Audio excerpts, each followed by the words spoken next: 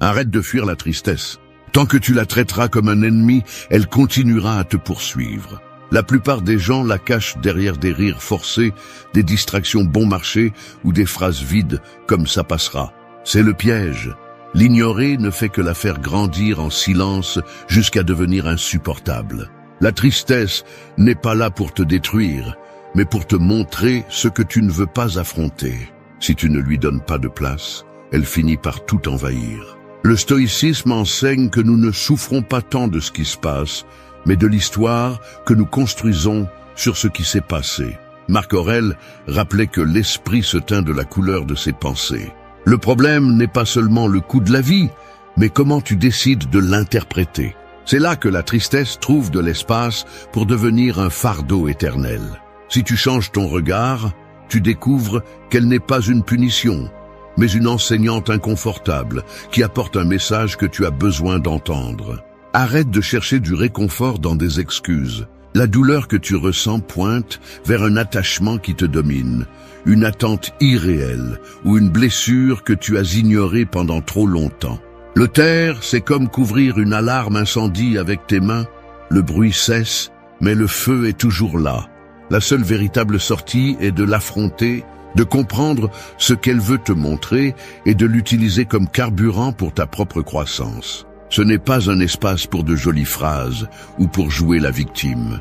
Nous allons parler de discipline émotionnelle, de habitudes concrètes pour reprendre le contrôle de l'esprit et la force du caractère. La tristesse peut être passagère, mais si tu apprends à la lire, elle devient le signal qui te pousse à te reconstruire de l'intérieur. Ici commence ce travail, sérieux, exigeant et sans fioritures.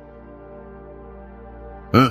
Écoute ta tristesse sans te battre contre elle. Arrête de traiter ta tristesse comme un ennemi à vaincre. Ce que la plupart ne comprend pas, c'est que plus tu te bats contre cette émotion, plus elle devient forte. La tristesse ne disparaît pas en l'ignorant, ni en riant de force, ni en remplissant ton agenda de distraction. Au contraire, plus tu la réprimes, plus elle te dévore de l'intérieur. Les stoïciens savaient que résister à l'inévitable, c'est ajouter de la souffrance à la souffrance, car la douleur initiale n'est pas un choix. Mais le tourment mental que tu crées à partir de celle-ci est de ta responsabilité. Pense à la tristesse comme aux vagues de la mer. Tu peux crier aux vagues de se calmer, mais cela n'arrêtera pas l'eau. Ce que tu peux faire, c'est apprendre à rester à flot, à laisser les vagues passer sans te noyer. Il en va de même pour les émotions. Tu n'as pas le pouvoir d'empêcher leur apparition, mais tu peux décider comment tu les reçois. C'est ici que commence le travail stoïcien. Reconnaître ce que tu ressens, non pas pour rester coincé dedans, mais pour comprendre ce qu'il est venu te montrer. Épictète disait que ce ne sont pas les faits qui nous perturbent, mais l'interprétation que nous en faisons. Si tu ressens de la tristesse, cela ne signifie pas que tu es faible ou que ta vie n'a pas de sens. Cela signifie que quelque chose en toi requiert de l'attention. Peut-être un deuil non résolu, une limite que tu n'as pas posée, un idéal brisé. Quand tu te sens triste, au lieu de te demander « pourquoi moi ?», demande-toi « qu'est-ce que cela me montre sur moi-même ?» Ce changement de perspective transforme l'émotion en un outil d'autoconnaissance. Écouter ta tristesse ne signifie pas te rendre à elle. Cela signifie t'asseoir avec elle, comme si elle était un visiteur gênant mais important. Tu peux le faire par un acte aussi simple que la respiration consciente. Assieds-toi, ferme les yeux et laisse la sensation de tristesse se manifester dans le corps. Le poids dans la poitrine, le nœud dans la gorge, le vide dans l'estomac. Nomme-le sans le juger, c'est de la tristesse. Ce qui est irrationnel, c'est de prétendre vivre sans elle. Chaque fois que tu essaies d'échapper à ce que tu ressens, tu t'affaiblis. Chaque fois que tu l'acceptes, tu te renforces. La véritable sérénité n'est pas d'être libre d'émotions, mais d'apprendre à ne pas être dominé par elle. Écouter la tristesse implique aussi de te donner de l'espace pour le silence. Éteins le bruit extérieur, les réseaux sociaux, les excès de conversation, les opinions des autres. Souvent, tu ne guéris pas parce que tu ne te donnes jamais l'occasion d'être seul avec ce que tu ressens. Le silence est inconfortable, mais dans ce silence, tu commences à entendre ce que l'émotion veut te dire. Demande-toi, quelle partie de ma vie a besoin d'attention ? Attaque, qu'est-ce que j'ai évité? Parfois, rien qu'avec cette honnêteté, le fardeau commence à devenir plus léger. La première étape pour maîtriser les émotions n'est pas de les ignorer, mais de les comprendre. C'est comme connaître le terrain avant de le traverser, c'est la seule façon de savoir où poser le pied.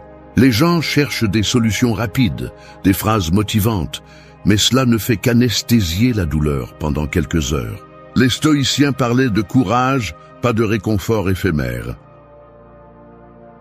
2. Brise l'histoire qui nourrit ta douleur. Ce qui prolonge le plus la tristesse n'est pas l'événement qui l'a provoqué, mais l'histoire que tu construis autour de lui. Nous le faisons tous. Un événement se produit, et au lieu de le laisser être, nous commençons à le raconter encore et encore avec des phrases qui le rendent plus lourd. Cela m'arrive toujours. Je ne sortirai jamais d'ici. La vie m'a enlevé ce que je voulais le plus. Cette narration répétée est comme une chaîne invisible. Plus tu la répètes, plus elle devient forte. Les stoïciens ont compris que nous ne pouvons pas changer les faits, mais nous pouvons démanteler le récit qui les transforme en un tourment éternel. Pense à ceci. L'esprit est comme un théâtre, et tu es le scénariste. La douleur est l'acteur qui fait son entrée, mais l'histoire que tu lui donnes peut le transformer en un monstre imparable ou en un personnage qui entre et sort sans rester. Si tu continues à nourrir le drame avec des pensées qui exagèrent, généralisent ou te mettent dans le rôle de la victime, l'acteur reste en scène indéfiniment. Briser cette histoire n'est pas nier la douleur, c'est lui enlever le script qui la maintient en vie. Sénèque a écrit que nous souffrons plus dans l'imagination que dans la réalité. Quand tu racontes à nouveau l'événement encore et encore, tu le revivifies chaque fois que tu t'en souviens. Et tu ne fais pas que le revivre, tu l'amplifies. Le cerveau ne distingue pas ce qui se passe de ce que tu imagines avec suffisamment d'émotion. Ainsi, ce qui était un fait du passé se transforme en une blessure qui saigne tous les jours. Pour guérir, tu dois démanteler le récit qui alimente cette souffrance. Comment faire? D'abord, identifie les phrases que tu répètes dans ton esprit. Écoute-les attentivement. Dis-tu toujours, jamais, personne, tout? Ces mots absolus sont des signes que ton esprit construit une histoire, pas qu'il décrit la réalité. Change, j'échoue toujours par j'ai échoué cette fois, mais je peux apprendre. Change, personne ne me valorise par certaines personnes n'ont pas valorisé ce que j'ai donné, mais d'autres le feront. Ce n'est pas de l'auto-tromperie, c'est de la précision. Parler avec plus de vérité réduit le poids émotionnel.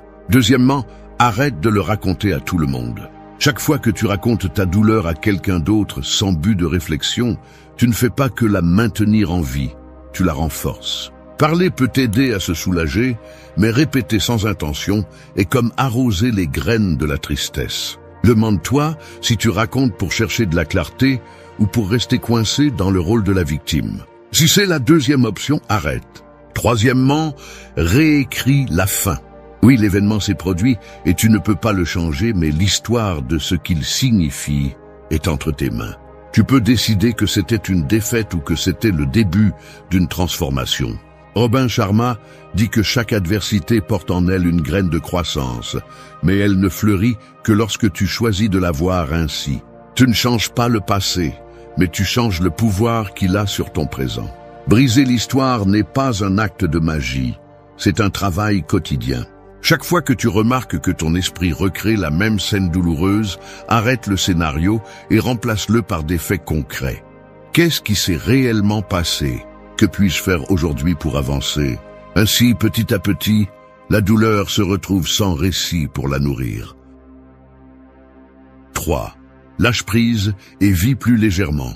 La plupart de la souffrance ne vient pas de la perte en soi, mais de la résistance à lâcher prise. Nous nous accrochons aux personnes, aux souvenirs, aux plans qui n'existent plus, et nous portons tout ce poids comme si c'était à nous de faire en sorte que les choses aient été différentes. L'attachement est une corde invisible qui nous lie à ce qui est déjà parti, et la tristesse devient le nœud qui nous rappelle chaque jour que nous continuons à tirer sur cette corde, même si elle nous déchire les mains. Les stoïciens savaient que le monde ne nous appartient jamais complètement. Épictète disait « Ce ne sont pas les choses qui nous perturbent, mais l'opinion que nous avons d'elles. Croire que nous possédons ce que nous aimons est une erreur qui nous coûte cher, car tout, personne, lieu, moment est prêté par le temps. Ce que tu as aujourd'hui peut changer demain. Quand tu l'acceptes, au lieu de t'accrocher, tu apprends à remercier et à lâcher prise. Regarde autour de toi. Chaque chose que tu chéris, chaque relation que tu valorises est destinée à se transformer. Le corps vieillit, les gens changent de direction, les jours heureux passent. Prétendre que quelque chose sera éternel ne fait qu'alimenter la frustration. L'attachement est comme porter un sac à dos plein de pierres au milieu d'une rivière. Plus tu serres, moins tu peux avancer, et tu finis par couler. Lâcher prise ne signifie pas cesser d'aimer ou de se soucier. Cela signifie reconnaître que tu ne peux pas contrôler le cours de la vie et qu'il ne vaut pas la peine de détruire ta paix en essayant de retenir ce qui est déjà en mouvement. Sénèque conseillait d'entraîner l'esprit à ne pas dépendre de ce qui est hors de notre pouvoir. Le véritable contrôle commence là où l'attachement se termine.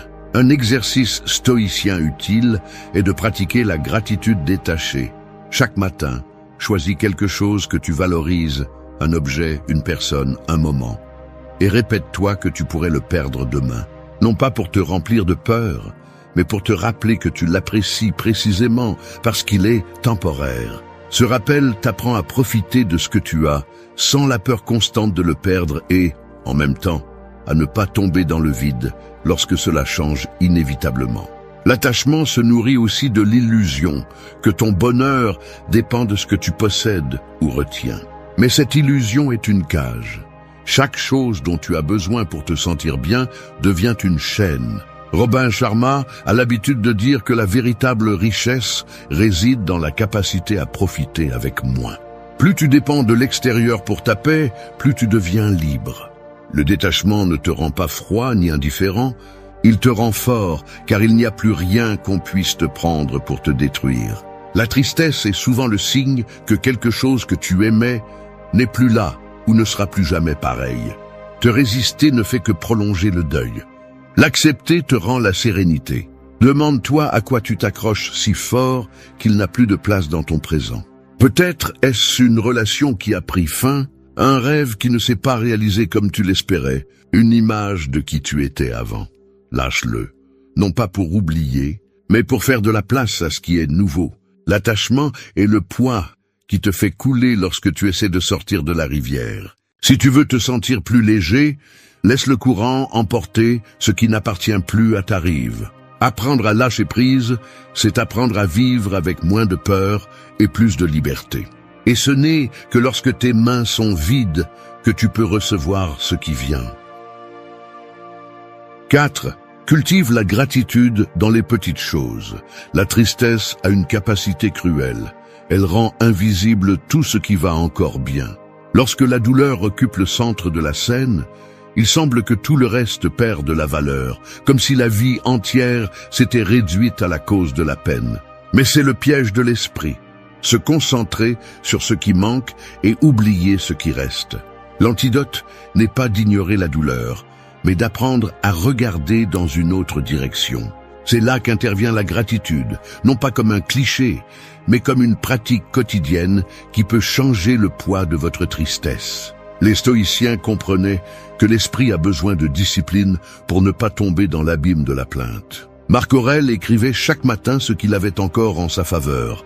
L'air qu'il respirait, l'opportunité de se réveiller un jour de plus, le fait de pouvoir agir avec vertu malgré les circonstances. Lorsque vous commencez à entraîner la gratitude, votre vision de la vie change. Il ne s'agit pas d'attendre de grands miracles, mais de remarquer ce qui est déjà devant vous, le verre d'eau qui étanche la soif, la chaleur du matin, le message de quelqu'un qui se soucie de vous, le toit sous lequel vous dormez. Ce sont des petites choses, mais ce sont elles qui soutiennent les jours. La tristesse perd de sa force lorsque vous réalisez que vous n'avez pas tout perdu, qu'il y a encore de la lumière autour de la douleur. La gratitude est un acte de rébellion contre l'inertie de l'esprit négatif. Il est facile de se plaindre. N'importe qui peut le faire. Mais être reconnaissant exige du courage. car il faut regarder au-delà de l'évident, chercher la valeur dans ce que l'ego méprise par habitude. Et bien que cela puisse sembler contradictoire, être reconnaissant dans les jours difficiles est quand il a le plus de pouvoir. Un exercice simple est de commencer la journée en écrivant 3 choses pour lesquelles vous êtes reconnaissant. Peu importe si elles sont triviales ou profondes. Un repas chaud, un moment de calme, la force qui vous reste encore pour continuer. Au début, cela peut sembler mécanique, mais avec le temps, cela devient un entraînement pour l'esprit. Vous commencez à remarquer des occasions de remercier même au milieu des problèmes. Épictète enseignait que la vraie richesse n'est pas dans le fait de posséder beaucoup, mais dans le fait de nécessiter peu. Pratiquer la gratitude dans les petites choses vous rappelle que vous n'avez pas besoin de grands événements pour ressentir du sens et de la satisfaction. Ce changement de perspective allège le poids de la tristesse parce qu'il ne dépend plus de conditions externes inaccessibles. Il repose sur ce que vous avez déjà. Chaque pensée de gratitude est un pas qui éloigne votre esprit du puits du désespoir. La tristesse a tendance à vous dire que tout est perdu, que rien n'a de valeur. La gratitude lui répond que, même s'il y a de la douleur, il reste encore beaucoup à chérir. Cultiver la gratitude n'élimine pas le problème, mais elle renforce le cœur pour y faire face. C'est comme allumer une bougie dans une pièce sombre. L'obscurité est toujours là, mais vous ne vous sentez plus aveugle. Lorsque vous entraînez la gratitude, la vie cesse de sembler une somme de manque et commence à ressembler à un terrain fertile où il y a encore des choses qui fleurissent. Chaque fois que vous remerciez pour les petites choses, vous récupérez un morceau de paix intérieure et vous retirez du pouvoir à la tristesse. 5. Libère ton âme en bougeant ton corps. La tristesse est souvent ressentie comme un poids qui écrase la poitrine et brouille les pensées, mais on reconnaît rarement qu'elle ne vit pas seulement dans l'esprit. Elle reste également coincée dans le corps, un nœud dans la gorge. Cette fatigue constante, ces épaules tombantes, cette respiration courte, tout cela est le signe que l'émotion a pris racine physiquement. Prétendre guérir la tristesse avec des pensées positives seulement est comme essayer de vider l'eau d'un bateau coulé sans boucher les fissures de la coque. Tu as besoin d'impliquer ton corps, car il garde et libère ce que l'esprit tait. Les stoïciens comprenaient que le soin du corps était indissociable de celui de l'esprit. Sénèque conseillait de maintenir un équilibre entre l'exercice physique et la réflexion, car un corps immobile nourrit les pensées sombres. Le mouvement n'est pas seulement une activité superficielle, c'est un outil de libération émotionnelle. Chaque pas, chaque étirement, chaque respiration profonde est une façon de débloquer le poids que la tristesse laisse coincer dans les muscles. Pense à la tristesse comme à de l'eau stagnante. Lorsqu'elle reste immobile trop longtemps, elle devient trouble et dense. Le mouvement est le canal qui permet à cette eau de recommencer à couler. Marcher d'un pas ferme, même 10 minutes par jour, peut être plus thérapeutique que tu ne l'imagines. Car cela ne stimule pas seulement la circulation, mais envoie également des signaux à ton cerveau que tu es prêt à avancer, même lentement. Tu n'as pas besoin de routines complexes ni de gymnase coûteux. Tu peux commencer par quelque chose d'aussi simple que de sortir marcher à l'aube, ressentir l'air frais, observer l'environnement avec une attention consciente. Tu peux également essayer des exercices de respiration profonde. Inspirer pendant 4 temps, retenir l'air pendant 2 et expirer lentement pendant 6. Ce rythme aide à calmer le système nerveux et à réduire la tension accumulée dans la poitrine. La science soutient ce que les anciens pressentaient. L'exercice libère des endorphines, des substances chimiques qui agissent comme des analgésiques naturels contre le stress et la douleur émotionnelle. Lorsque tu bouges ton corps, tu rappelles à ton esprit qu'il n'est pas coincé, qu'il y a une action possible même au milieu du deuil. Ce simple changement physique ouvre la voie à la clarté mentale. Robin Sharma parle de la victoire du matin. Consacrer les premières minutes de la journée à l'exercice physique pour réveiller non seulement le corps, mais aussi l'esprit.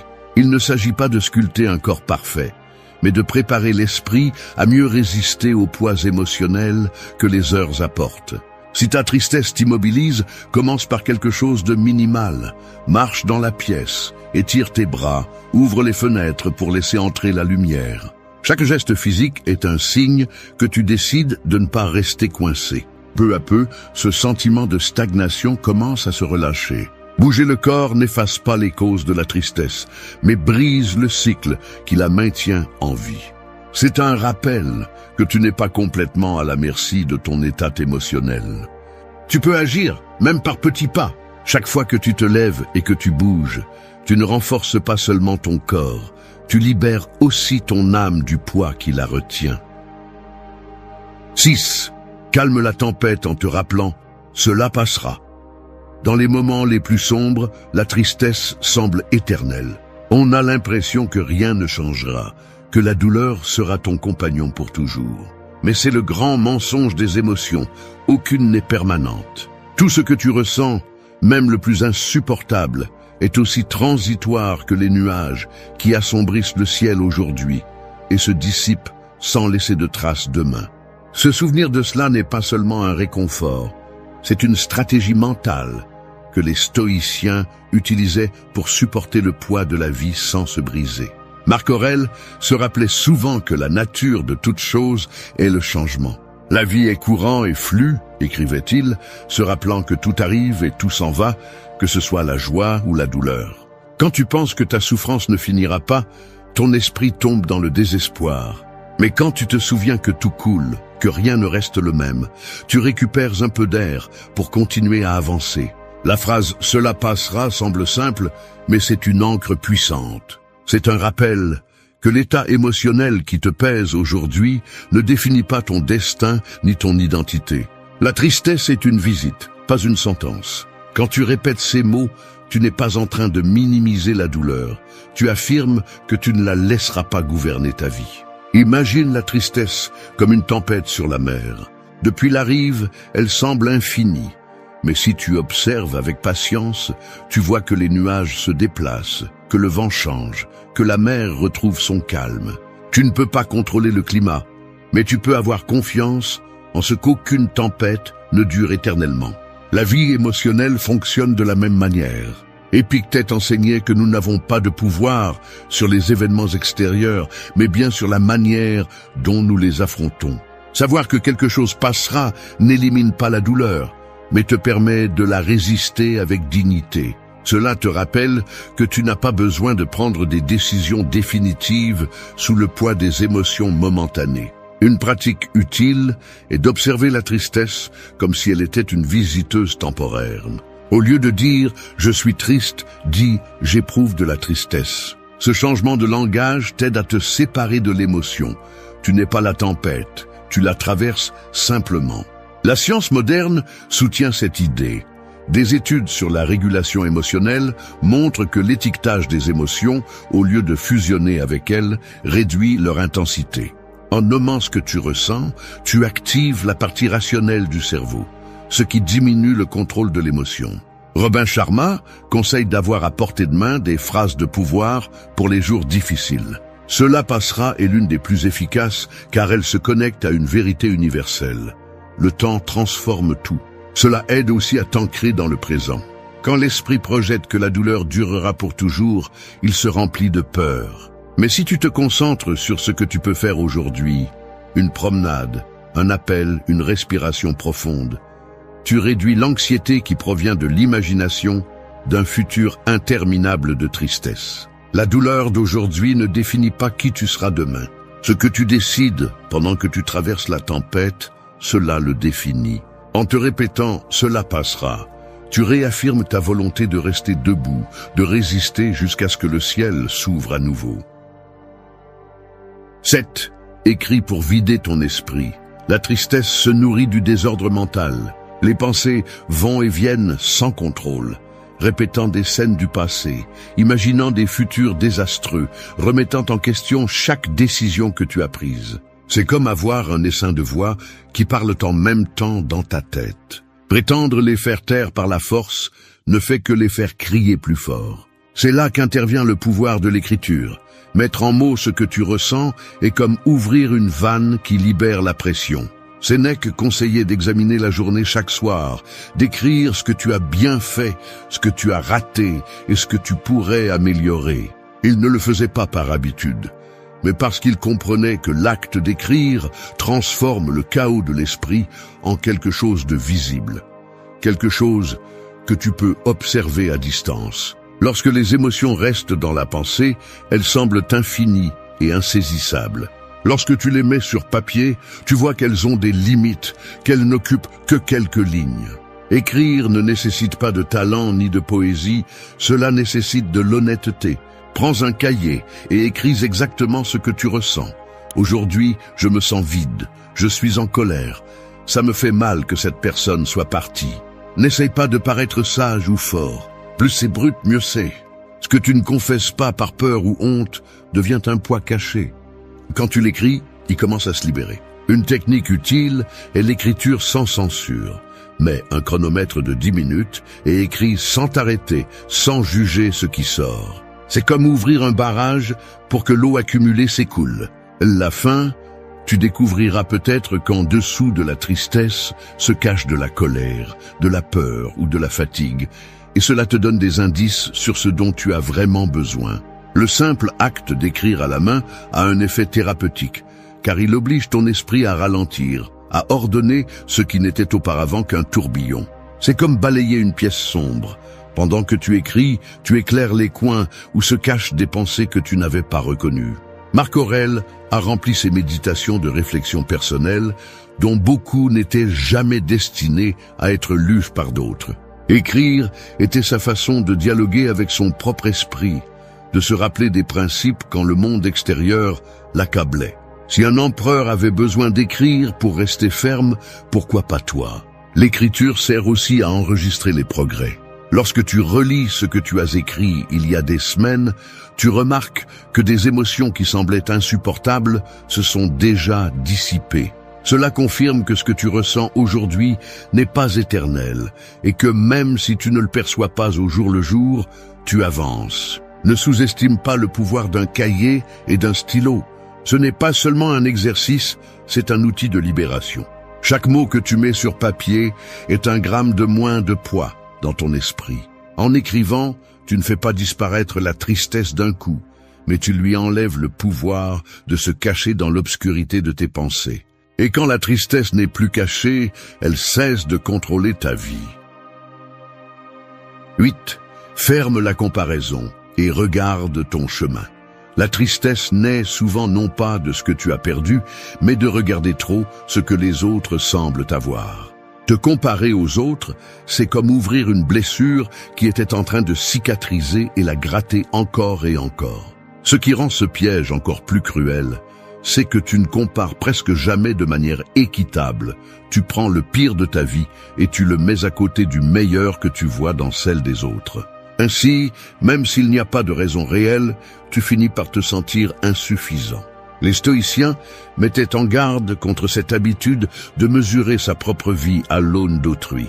Épictète disait que chaque personne est faite pour jouer un rôle différent dans le grand théâtre du monde. Regarder avec envie ou ressentiment le travail de l'autre n'est pas seulement inutile, c'est aussi injuste envers toi, car cela te distrait de perfectionner le rôle que seul toi peux jouer. La comparaison vole de l'énergie et déforme la perception.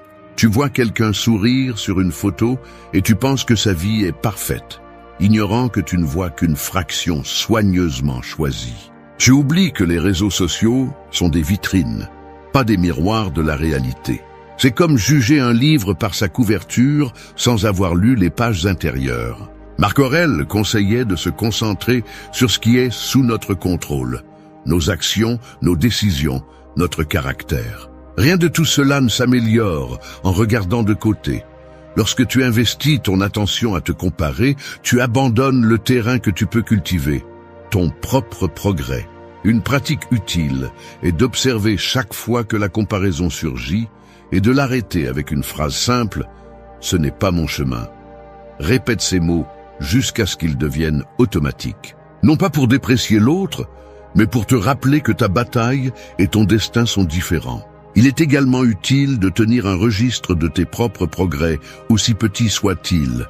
Une conversation où tu as été plus patient, un jour où tu t'es levé malgré la fatigue, un objectif atteint en silence. Ces petites victoires sont le véritable point de référence, car te comparer à ton propre hier est la seule mesure qui reflète un progrès réel. La comparaison est un voleur silencieux.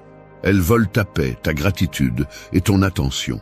Chaque fois qu'elle te capture, elle nourrit la tristesse en te convainquant que tu manques toujours de quelque chose pour te sentir bien.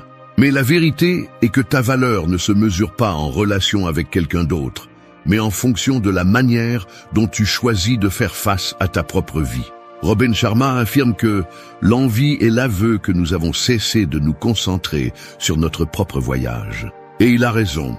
Chaque minute que tu passes à désirer ce que l'autre a est une minute que tu perds à construire ce qui t'appartient vraiment. Ferme la comparaison. Regarde ton chemin. La tristesse perd de sa force lorsque tu cesses de regarder sur les côtés et que tu diriges ton énergie vers ton propre pas. Il n'y a pas de paix dans la course pour être comme les autres. La paix se trouve lorsque tu décides d'avancer au rythme de ta propre histoire. 9. Concentre-toi uniquement sur ce que tu peux contrôler. Une grande partie de la tristesse se nourrit de la lutte contre des choses qui n'ont jamais été entre tes mains. Le comportement des autres, des décisions déjà prises, des mots qui ne peuvent pas être effacés, des tournants de la vie que tu n'as pas vu venir. C'est comme essayer d'arrêter la mer avec tes mains. Tu t'épuises, tu te frustres, et à la fin, l'eau continue de bouger à son propre rythme. Le stoïcisme est catégorique sur ce point.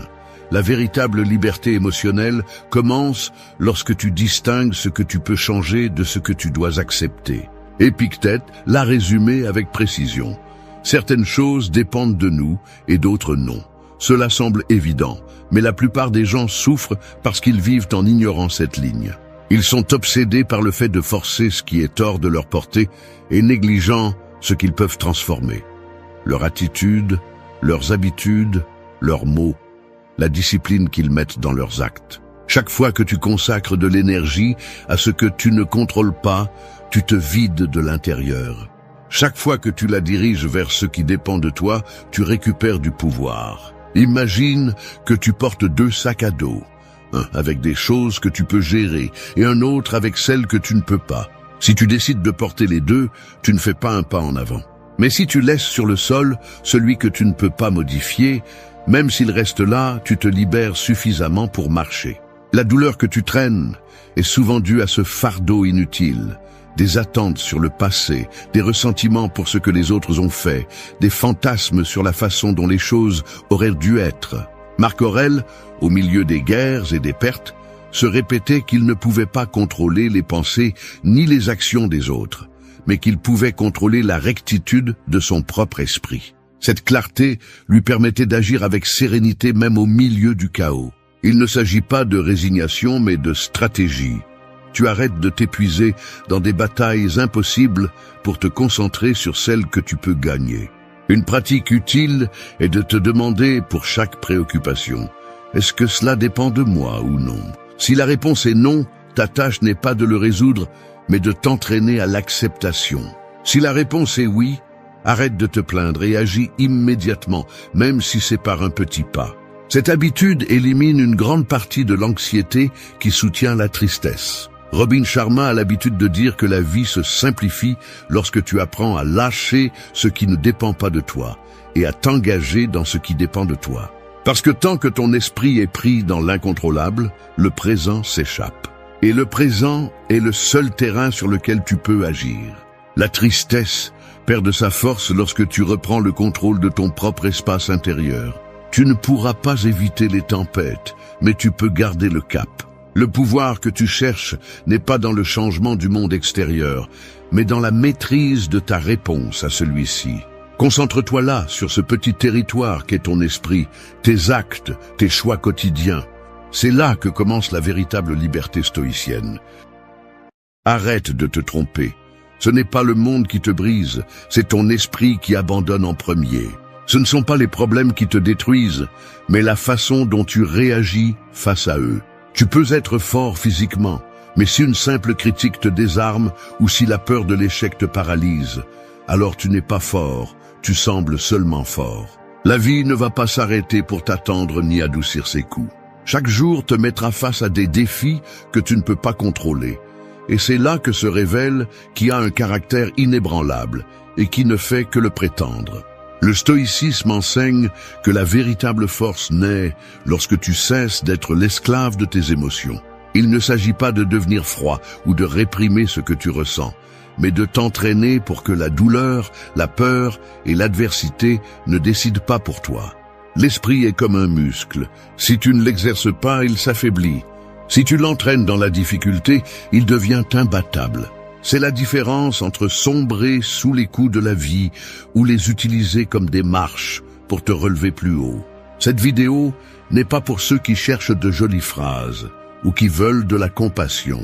Elle est pour ceux qui en ont assez de se sentir fragiles, pour ceux qui veulent reprendre le contrôle d'eux-mêmes et affronter le monde avec sérénité, discipline et courage. Ici, tu trouveras 9 leçons pratiques inspirées du stoïcisme. Et pas de théories compliquées, ni de mots vides, mais des principes que tu peux appliquer dès aujourd'hui pour endurcir ton esprit et cesser de céder du terrain face à l'adversité. Si tu es prêt à arrêter de justifier ta faiblesse, alors il est temps de commencer à forger une force mentale que personne ne peut renverser. 1. Briser les chaînes des attentes. La plupart des gens n'échouent pas parce qu'ils manquent de talent ou d'opportunités. Ils échouent parce qu'ils vivent piégés dans les attentes, celles que les autres leur imposent et celles qu'ils s'inventent eux-mêmes. Ils pensent que la vie devrait les traiter d'une certaine manière, que le monde devrait être plus juste, que les amis devraient les soutenir sans jamais faillir, que l'effort devrait apporter des résultats rapides. Mais la vie ne suit pas ces règles, elle ne l'a jamais fait et ne le fera jamais. Les attentes rigides sont comme des chaînes invisibles. Plus vous vous y accrochez, plus vous vous frustrez lorsque la réalité ne les satisfait pas, et plus vous souffrez pour des choses que vous ne pouvez pas contrôler. Le stoïcisme est brutalement clair sur ce point. La douleur que nous ressentons ne provient pas des faits, mais de l'histoire que nous nous racontons à leur sujet. Épictète disait que ce ne sont pas les choses qui nous perturbent, mais nos opinions sur elles. L'attente est cette opinion anticipée qui dicte comment les choses devraient être, et lorsque la réalité ne se plie pas, nous réagissons avec colère, tristesse ou déception. Celui qui veut développer une force mentale doit briser ses chaînes. Il doit apprendre à accepter le monde tel qu'il est, pas comme il aimerait qu'il soit. Pensez à combien de fois vous vous êtes senti blessé parce que quelqu'un ne vous a pas apprécié comme vous l'espériez, parce qu'un plan n'a pas été parfait, ou parce qu'un objectif n'a pas été atteint dans le temps que vous vouliez. Cette blessure n'a pas été causée par le fait en lui-même, mais par votre attente non satisfaite. Lorsque vous lâchez l'attente, le coup ne fait plus aussi mal parce que vous cessez de lutter contre l'inévitable. Accepter n'est pas se rendre. Accepter, c'est reconnaître la réalité pour agir à partir de celle-ci avec clarté et force. Briser les attentes ne signifie pas renoncer à avoir des rêves ou des standards. Cela signifie arrêter d'exiger que le monde s'adapte à votre scénario. Cela signifie avancer avec des objectifs clairs mais flexibles face aux résultats, parce que vous savez que la seule chose qui est sous votre contrôle sont vos actions, pas le résultat. Cette mentalité vous donne un énorme avantage, tandis que d'autres se frustrent parce que les choses ne se passent pas comme elles devraient. Vous restez serein et concentré sur ce que vous pouvez faire maintenant. Imaginez que vous vous entraînez pour une compétition et, le jour de l'événement, il pleut des cordes. La plupart se plaignent, il ne devrait pas pleuvoir justement aujourd'hui. Vous, en revanche, vous vous adaptez parce que vous n'attendez pas que le climat s'adapte à vous. C'est la liberté que vous donne le fait de lâcher les attentes, le pouvoir d'agir calmement, quel que soit le scénario. C'est ainsi que l'on commence à forger un esprit inébranlable parce que la déception perd sa force sur vous. Le conseil pratique est simple mais puissant. Chaque fois que vous remarquez que vous souffrez de quelque chose, demandez-vous quelle attente non satisfaite alimente cette souffrance. Faites-en une habitude. Reconnaissez-le et lâchez-le. Répétez pour vous, je ne contrôle pas les faits, je contrôle ma réponse. Cela ne fait pas seulement diminuer la souffrance inutile, mais cela vous permet aussi de réagir avec plus d'intelligence face aux défis réels. La force mentale commence lorsque vous acceptez que le monde ne vous doit rien et que les gens agiront comme ils le choisiront, pas comme vous le voudriez. En lâchant ce fardeau illusoire, vous vous libérez pour vous concentrer sur ce que vous pouvez vraiment améliorer. Vos décisions, votre discipline, votre caractère. Les attentes brisées ne vous couleront pas si vous comprenez qu'elles n'étaient jamais des promesses. Elles n'étaient que des illusions que vous avez décidé de lâcher. C'est le premier pas pour durcir l'esprit, briser les chaînes que vous avez créées vous-même.